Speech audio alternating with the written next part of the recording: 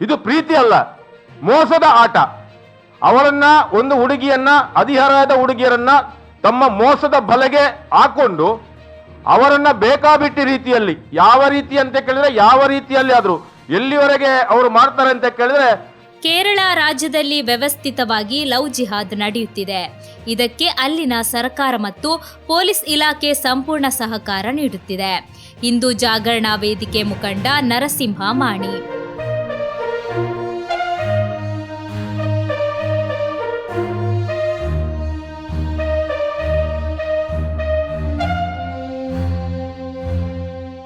ಕೇರಳ ರಾಜ್ಯದಲ್ಲಿ ವ್ಯವಸ್ಥಿತವಾಗಿ ಲವ್ ಜಿಹಾದ್ ನಡೆಯುತ್ತಿದೆ.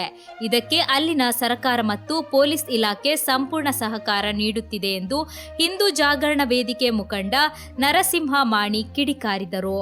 ಅವರು ನಗರದ ಪತ್ರಿಕಾ ಭವನದಲ್ಲಿ ನಡೆಸಿದ ಪತ್ರಿಕಾಗೋಷ್ಠಿಯಲ್ಲಿ ಮಾತನಾಡಿ, ಕಾಸರಗೋಡಿನ ಯುವತಿ ವೈಶಾಲಿ ಅನ್ಯ ಮತದ ಯುವಕನೊಂದಿಗೆ ವಯನಾಡಿನಲ್ಲಿ ರಿಜಿಸ್ಟರ್ ಮ್ಯಾರೇಜ್ ಆಗಿರುವ ಮಾಹಿತಿ ಆಕೆಯ ತಂದೆಗೆ ತಿಳಿದ ಕೂಡಲೇ ಅವರು ಆಕೆ ವಾಸ್ತವ್ಯವನ್ನು ಹೂಡುತ್ತಿದ್ದ ಪಿಜಿಗೆ ಭೇಟಿ ನೀಡುತ್ತಾರೆ.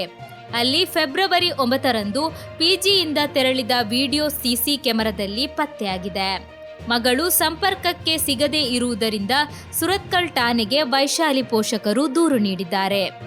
ಆಗಾಗಲೇ ಬಂದ ಮಾಹಿತಿಯ ಪ್ರಕಾರ ಸುರತ್ಕಲ್ ಪೊಲೀಸರು ವಯನಾಡು ಪೊಲೀಸ್ ಠಾಣೆಗೆ ಸಂಪರ್ಕವನ್ನು ಮಾಡಿ ಯುವತಿಯ ವಿಚಾರಣೆಯನ್ನು ಮಾಡಿದಾಗ ಯುವತಿ ಅಲ್ಲಿಯೇ ಇರುವುದಾಗಿ ಮಾಹಿತಿ ಸಿಗುತ್ತದೆ. ಇದರ ಆಧಾರವಾಗಿ ಸುರತ್ಕಲ್ ಪೊಲೀಸರು ಮತ್ತು ಹೆತ್ತವರು ವಯನಾಡು ಪೊಲೀಸ್ ಠಾಣೆಗೆ ಭೇಟಿಯನ್ನು ನೀಡುತ್ತಾರೆ. ಪುತ್ರಿಯ ಜೊತೆ 5 ನಿಮಿಷ ಕೂಡ ಮಾತನಾಡಲು ಅವಕಾಶ ನೀಡಲಿಲ್ಲ. ಪೊಲೀಸರ ಎದುರಲ್ಲಿ ಮಗಳು ನಮ್ಮ ಜೊತೆ ಬರುವುದಾಗಿ ತಿಳಿಸಿದ್ದಳು. ಆದರೆ ಪೊಲೀಸರು ಮಗಳಿಗೆ ಬ್ರೈನ್ ವಾಶ್, ಬ್ಲ್ಯಾಕ್ ಮೇಲ್ ಮಾಡಿ ಬೆದರಿಸಿ ಕರೆದುಕೊಂಡು ಹೋಗಿದ್ದಾರೆ ಎಂದು ಯುವತಿ ತಂದೆಯೇ ಸ್ವತಃ ಹೇಳಿಕೊಂಡಿದ್ದಾರೆ. ಅಥವಾ ಹೋಮ್ ಸ್ಟೇ ಅನ್ನು ಕೊಡುವಂತಹ ಸಂದರ್ಭ ಅಥವಾ ಶಾಲಾ ಕಾಲೇಜಿಗೆ ಬರುವಂತಹ ಸಂದರ್ಭದಲ್ಲಿ ಅದನ್ನ ಅತ್ಯಂತ ಜವಾಬ್ದಾರಿಯನ್ನ ತಗೊಳ್ಬೇಕು. ಶಾಲಾ ಕಾಲೇಜಿನವರು ಪಿಜಿ ನೋಡಬೇಕು. ಸುರತ್ಕಲ್ ಭಾಗ ಕೆಲವು ಕಡೆ ಪಿಜಿ ಇದೆ, ಕೇಳುವ ಪರಿಸ್ಥಿತಿ ಇಲ್ಲ. ಇದರಲ್ಲಿ ಉಲ್ಲೇಖ ಮಾಡ್ತಾರೆ ಅಂತ ಕೇಳಿದ್ರೆ, ಬಂದಂತ ಮಾಹಿತಿಯ ಪ್ರಕಾರ ಈ ವೈಶಾಲಿ ಇದ್ದಂತ ಪಿಜಿ ಅದರಲ್ಲಿ ಹುಡುಗಿಯರು ಒಟ್ಟಿಗೆ ಇದ್ರಂತೆ.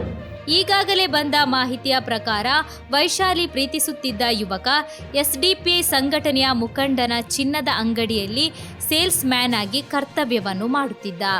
ಹೀಗಾಗಿ ಈ ಪ್ರಕರಣದಲ್ಲಿ ಎಸ್ಡಿಪಿಐ ಸಂಘಟನೆಯ ಕುಮ್ಮಕ್ಕು ಇದೆ.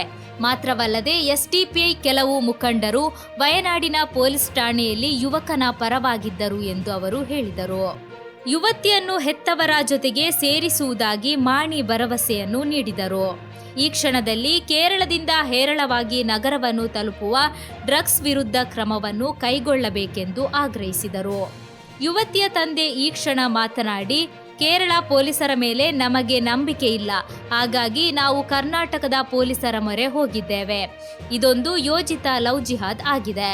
ಪೊಲೀಸರ ಎದುರಲ್ಲಿ ಮಗಳು ನಮ್ಮ ಜೊತೆ ಬರುವುದಾಗಿ ತಿಳಿಸಿದ್ದಳು. ನನ್ನ ಮಗಳಿಗೆ ಪೊಲೀಸರು ಬ್ರೈನ್ ವಾಶ್ ಮಾಡಿದ್ದಾರೆ. ಅವಳ ಜೊತೆಗೆ ಮಾತನಾಡಲು ಅವಕಾಶವನ್ನು ನೀಡಲಿಲ್ಲ ಎಂದು ತಮ್ಮ ಅಳಲನ್ನು ತೋಡಿಕೊಂಡರು.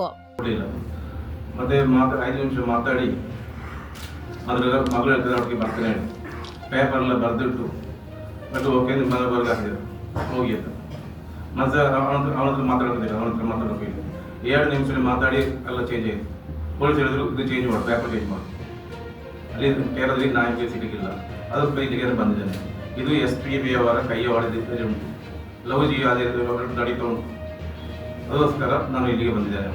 ಯುವತಿಯ ತಾಯಿ ಮಾತನಾಡಿ, ಕೇರಳ ಪೊಲೀಸರ ಕ್ರಮ ಸರಿಯಲ್ಲ. ನಮ್ಮ ಜೊತೆಗೆ ಮಗಳು ಬರುವುದಾಗಿ ಹೇಳಿದ್ದಳು, ಆದರೆ ಪೊಲೀಸರು ಬಿಡಲಿಲ್ಲ.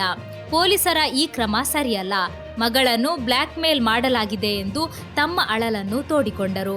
ಹಾಗೇನಿಲ್ಲಮ್ಮ, ನಾನು ಸರಿಯಾಗಿ ಇದ್ದೇನೆ, ನಾನು ಬರ್ತೇನೆ ನಿಮ್ಮೊಟ್ಟಿಗೆ ಅಂತ ಹಾಗೆ ಲೆಟರ್ ಬರೆದು ಕೊಟ್ಟು ಮತ್ತೆ ಅವಳು ನನ್ನನ್ನು ಹಾಗೆ ಮಾಡಲಿಕ್ಕೆ ಅಂತ ಬರುವಾಗ ಅಲ್ಲಿ ಪೊಲೀಸರು ಹೇಳಿದರು, ಟಚ್ ಮಾಡಲಿಕ್ಕಿಲ್ಲ ಅಂತ, ದೂರವೇ ಇರಿ ನೀವು ಅಂತ.